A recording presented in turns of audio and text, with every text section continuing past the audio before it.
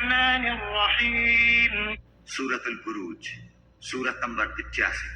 شروع کرتا ہوں اللہ تعالیٰ کے نام سے جو بڑا مہربان نہایت رحم والا ہے۔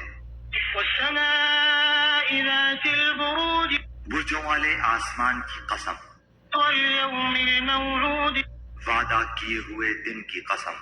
وشاہد ومشہود، حاضر ہونے والے اور حاضر کیے گئے کی قسم، قتل اصحاب الاخدود، کہ خندقوں والے ہلاک کیے گئے۔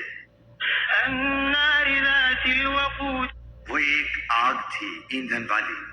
اذ هم علیہا قعود، جبکہ وہ لوگ اس کے آس پاس بیٹھے تھے، وهم على ما يفعلون بالمؤمنین شہود، اور مسلمانوں کے ساتھ جو کر رہے تھے اس کو اپنے سامنے دیکھ رہے تھے۔ وما نقموا منهم إلا أن يؤمنوا بالله العزيز الحميد، یہ لوگ ان مسلمانوں کے کسی اور گناہ کا بدلہ نہیں لے رہے تھے سوائے اس کے کہ وہ اللہ غالب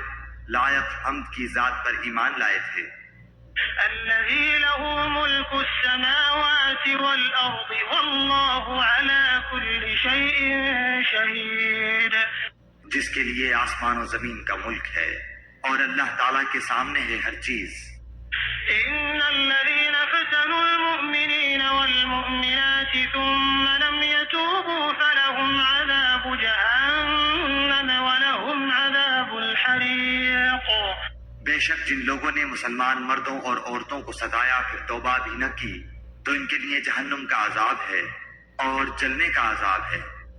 إن الذين آمنوا وعملوا الصالحات لهم جنات تجري من